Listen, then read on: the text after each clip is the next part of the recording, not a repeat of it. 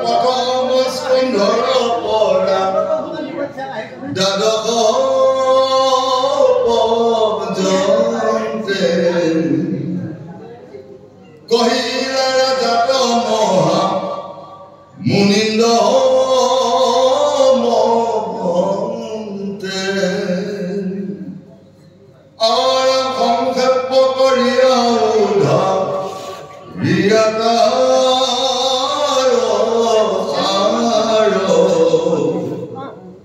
শংকৰৰ শ্ৰী কৃষ্ণ চৰিত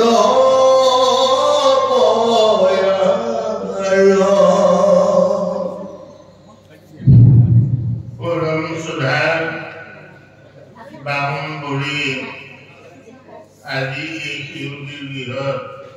উপস্থিত থকা বিভিন্ন প্ৰান্তৰ পৰা অহা সাধু গুৰু ভক্তপ্ৰাণ গুৰু আৰু আমাৰ বয়োজ্যেষ্ঠ শ্ৰদ্ধা বাক্যাচাৰ্য প্ৰধাচাৰ্য সাধু গুৰু বৈষ্ণৱ সবাৰ শ্ৰীচৰণত আমি অভাগীয়ে জয় জয় প্ৰণাম নিবেদন কৰিছো। শ্ৰদ্ধাৰে সাধু গুৰু আমি ভগৱতী ৰাজ্যত এনেই চাবলগীয়া সিদিনা বুলি ক'ব পাৰিম, তথাপিও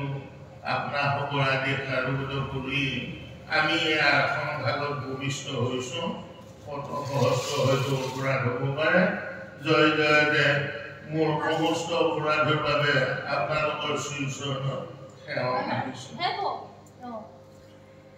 মুক্তিত নিস্পৃহজিত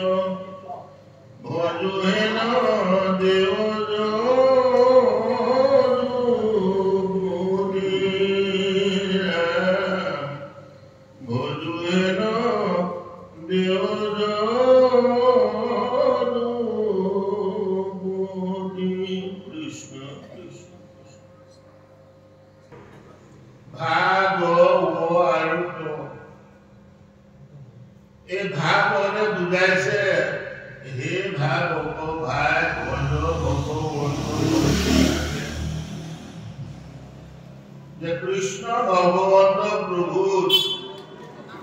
আমি যদি মনৰ ভাৱটো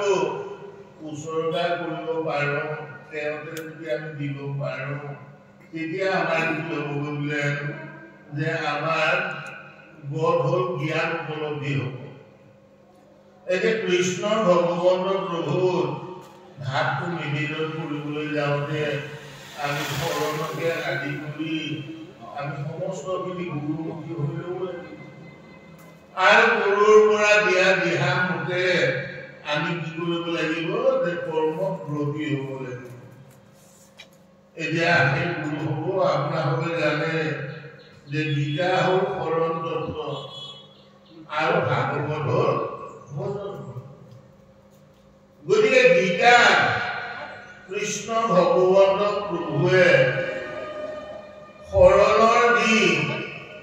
মহাভাৰতৰ যুদ্ধত অৰ্জুনক শৰণৰ যি মন্ত্ৰভাগ দিছিল, অৰ্থাৎ গীতাৰ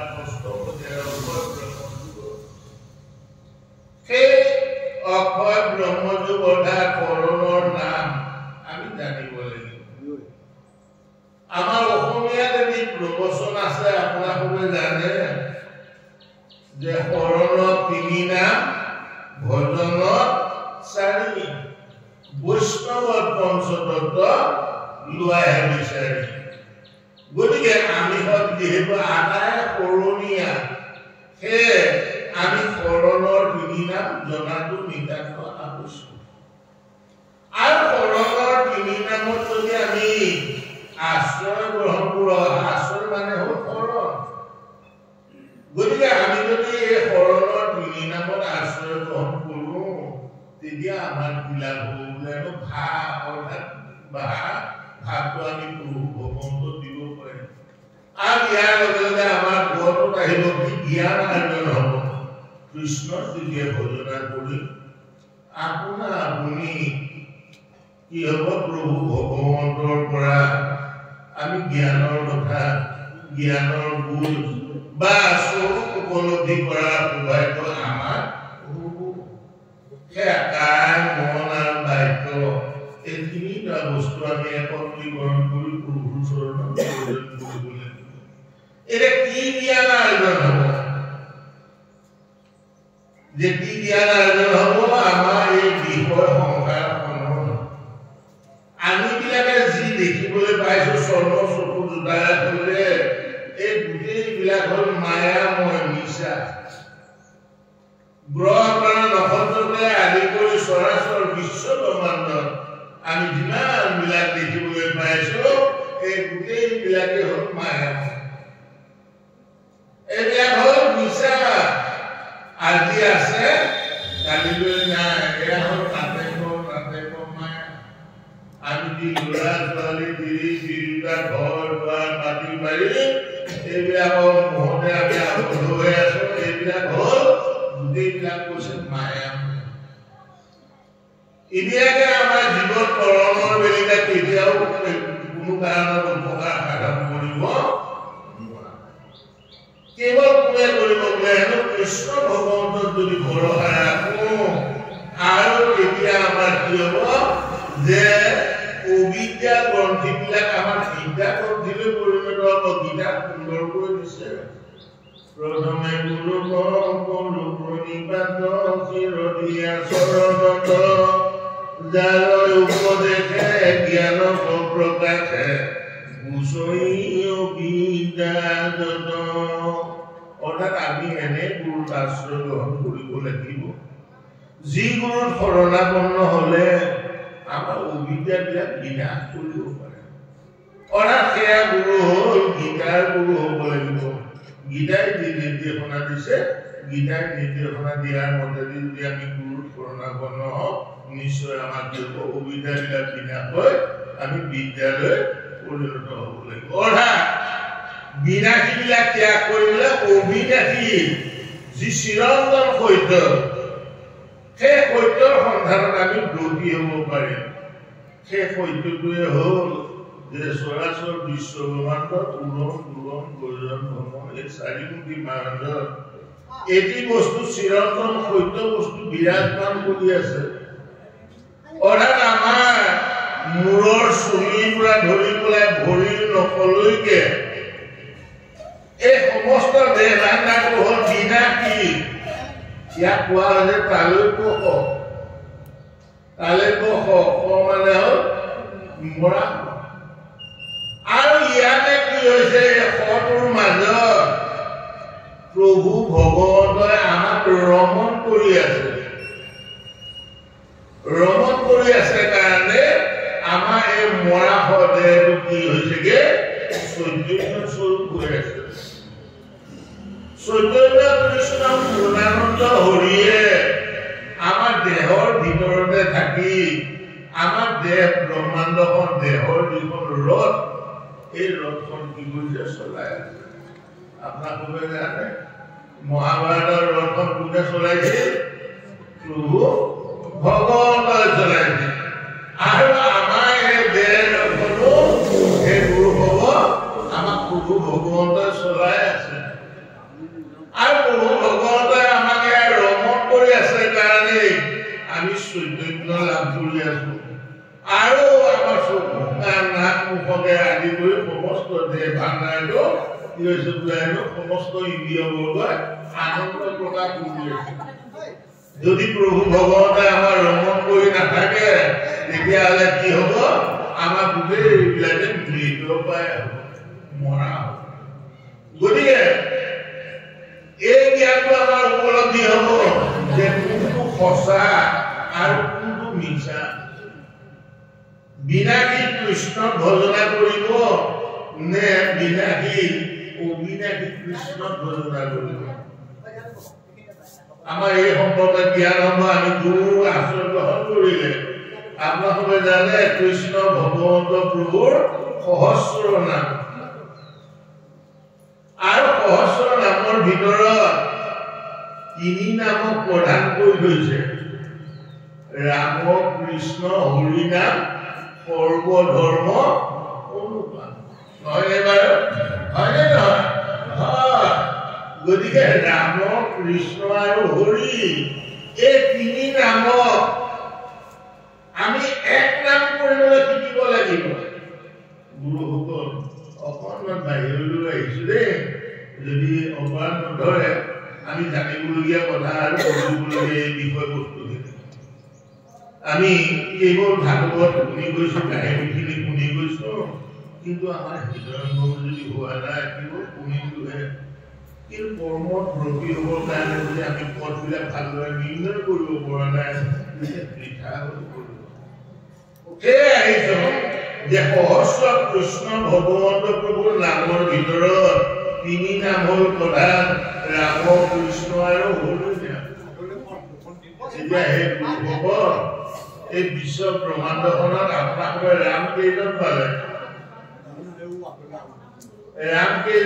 বাৰু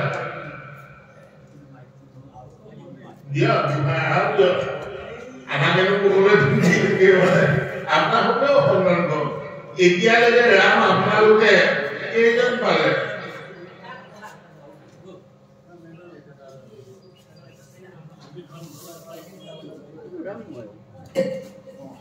ৰাম আপোনালোকে বোধহয় চাৰিজনে পালে চাগে প্ৰথম দশৰথ ৰামৰ আগত কোন নামৰ জন্ম হৈছিল পৰশুৰাম পৰশুৰাম নামে অৱতাৰ ললে সেইজন ৰাম এক নম্বৰ ৰামজন হ'ল পৰশুৰাম আৰু দুই নম্বৰ ৰাম হ'ল দশৰথ ৰাম হয়নে বাৰু তিনি নম্বৰ ৰামজন কোন কৃষ্ণ দাদা বলৰাম হয়নে বাৰু এতিয়া চাৰি নম্বৰ ৰামজন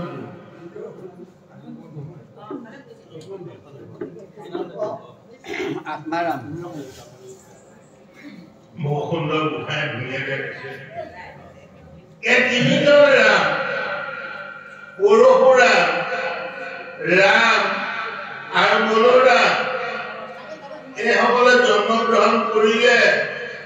আৰু এদিনাখন ইহ সংসাৰৰ পৰা বিদায় হৈ গুচি গ'ল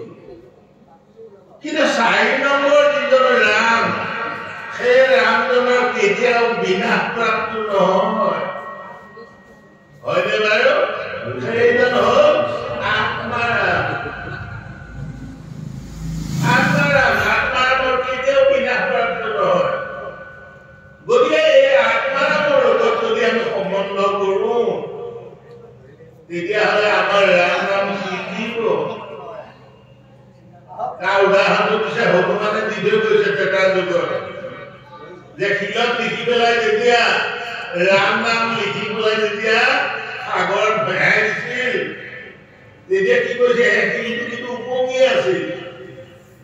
আৰু ৰামে তাকে দেখা পায় তেওঁ নিজেও এটা শিল দি পেলাই সাগৰত দিলেগে সাগৰত শিলত দুটুকে তৰল দিব অৰ্থাৎ ৰামতকৈ ৰামৰ নামটো হ'ল সাৰ বস্তু আৰু এই নামটো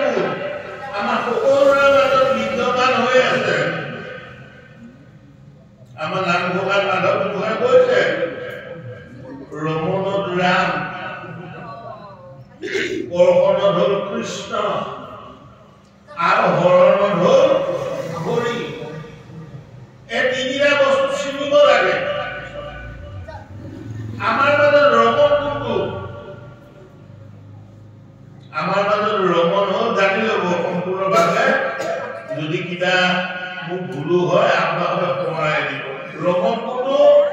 অপানি জীৱনী প্ৰাণা প্ৰাণা প্ৰাণা ৰক্ষা কৰে গীতাত কৈছে যে জগতবিহীন কোনো দেহা কেতিয়াও চৈতন্য হৈ থাকিব নোৱাৰে